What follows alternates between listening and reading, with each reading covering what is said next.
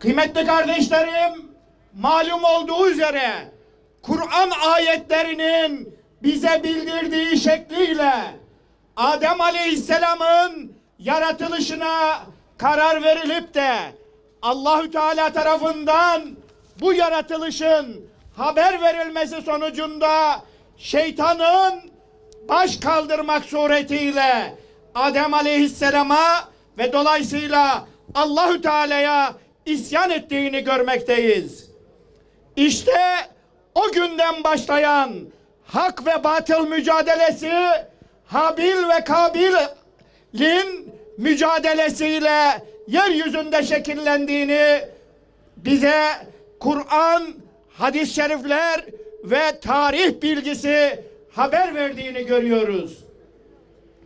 Hak ve batıl mücadelesinde Kabil ve Kabil'in yanında yer alanların sapkınlıklarının tarih boyunca devam ettiğini görmekteyiz ki bunların sembol isimleri Nemrutlar ve Firavunlardır.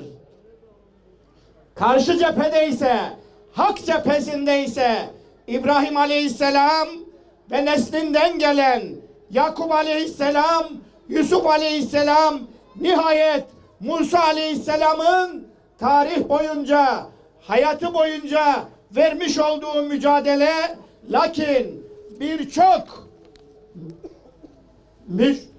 müjdeler taşıması ve birçok mucizeler göstermesi ve bu mucizeleri kendi toplumunun yaşamış olmasına rağmen sürekli isyan ateşini yakan bir topluluk olduğunu görmekteyiz.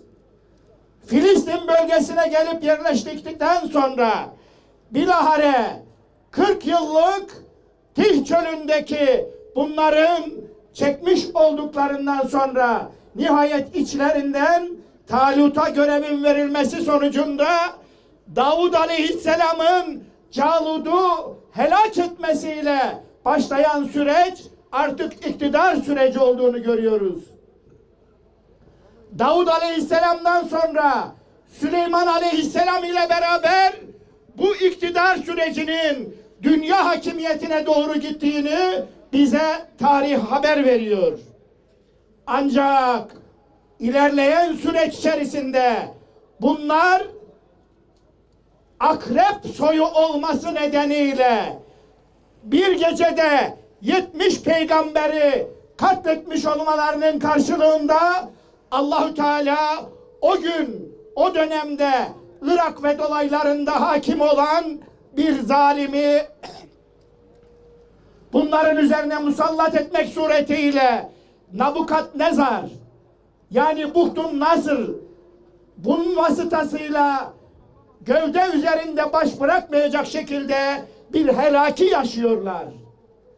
Bilahare Danyal Aleyhisselam'la yeniden Kudüs dolayında yerleşime müsaade edilmesi, yıllar sonra yeniden orada yerleşmeleri ve azgınlıklarını ilerleyen süreçte yine devam ettirmelerinin sonucunda bakıyoruz ki bu kez Allahü Teala Romalıları bunlara musallat ediyor.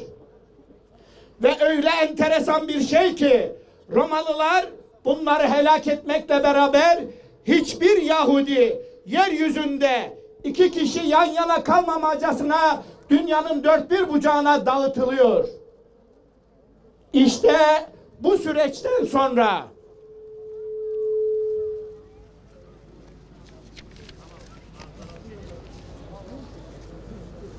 İspanya'da yaşamış oldukları Engizisyon baskılarından sonra o dönemdeki Sultan Beyazıt'ın bunların ehli kitap olmaları nedeniyle Osmanlı topraklarına, arzına gelip yerleşmelerine müsaade etmeleri ve akabinde de ilerleyen zaman içerisinde bunların Osmanlı'yı arkadan hançerlediklerini görüyoruz ki bunların akrep nesli olduğunun en güzel örneğini teşkil etmektedir.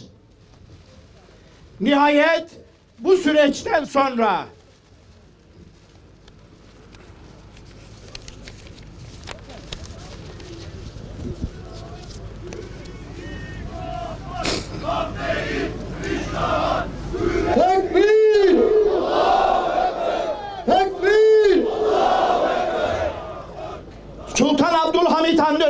geldiğimizde bunların yapılarını çok iyi tahlil etmiş olan Sultan Abdülhamit Han'a Filistin'de küçük bir toprak parçasında yerleşim izni istemelerine rağmen bu izin verilmediğini ve arkasından da Sultan Abdülhamit Han'ın azlinin hızlandırıldığını ve 1908'de Sultan Abdülhamit Han'ın azlinden sonra 10 yıl içerisinde Osmanlı'nın yıkılışını yaşıyoruz. İşte o dönemde İzzettin Kassam diye bir mücahidin 1901'de El-Ezher'deki eğitiminden sonra Cebele'ye, yani doğmuş olduğu köye gelip yerleşmesi sonucunda, ilçeye gelip yerleşmesi sonucunda burada gençleri eğittiğini ve gençlere cihat şuurunu aşıladığını görüyoruz. İzzettin El-Kassam'ın bu mücadelesi kutlu bir mücadele olarak devam ederken o esnada Ömer Muhtar'ın Libya'daki mücadelesinin başladığını görüyoruz ki İzzettin El-Kassam çok ciddi çalışmalar yapmak suretiyle Libya'daki mücahitlere yardım gönderme çabası içerisinde, gayret içerisine girdiğini görüyoruz.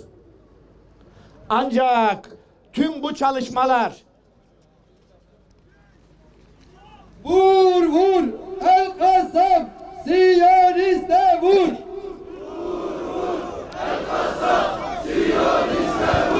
Vur vur El-Kassam Siyoniste vur.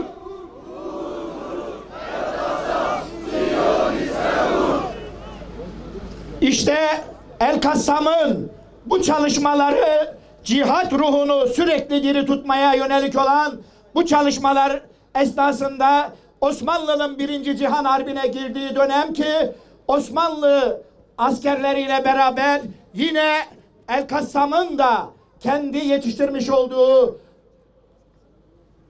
öğrencileriyle beraber mücadeleye dahil olduğunu görmekteyiz. Filistin'deki Siyonist hareketliliği görünce 1921'de Filistin'e dönüp Hayfa şehrine yerleşiyor. Hem öğrenci yetiştiriyor ve halkı da etkin bir şekilde cihada teşvik ediyor. Aynı zamanda cihada katılacak fertler hazırlıyor. Askeri bir birlik kuruyor. Bu kurduğu birliğe Kassamiler adı veriliyor. Kassamiler ile Kudüs'teki Kurtuluş Hareketi ile irtibat sağlanarak güç birliği oluşturuluyor. Nihayet 5 Nisan 1931'de fiili cihat başlatılıyor.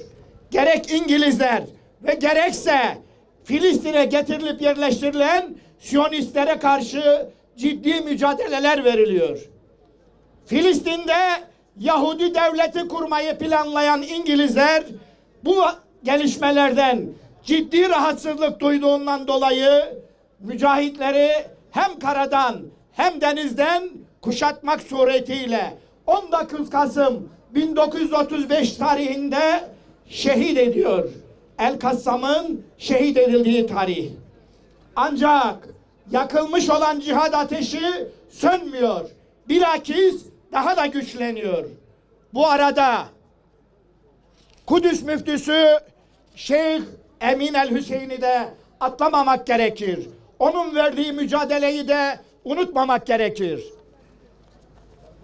Tekerlekli sandalyeye mahkum bir hayat yaşayan mücahit Şeyh Ahmet Yasın ise 67 yıllık ömrünü Allah'ı hoşnut etmek için direnişle süslüyor.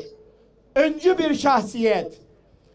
1937'de doğduğu Siyonistlerin işgali sırasında annesi ve kardeşiyle Gazze'ye hicret etmek zorunda kalan Şeyh Ahmet Yasin İhvan-ı Müslümin ile tanışıyor ve 1952'de yaptığı spor esnasında boyun kemiğinin kırılmasıyla bundan sonraki hayatını felçli olarak tekerlekli sandalyeye mahkum bir şekilde geçiriyor. Resmi belgeyle kendisine suç isnat edilemediği için Mısır'da El Ezher'deki öğrenciliği esnasında tutuklanmak istenmiş olsa dahi bunu gerçekleştiremiyorlar ve nitekim Filistin'e dönüyor. Gazze'de İslam merkezini kuruyor, sık sık polis merkezinde sorgulanıyor. Ancak gençlerin İslami bir şuurla yetişmesinde geri durmuyor. 1984'te faaliyetleri nedeniyle tutuklanıyor, 13 yıl hapse mahkum ediliyor. 11 ay sonra Filistinlilerle işgalciler arasındaki esir takası esnasında serbest bırakılıyor.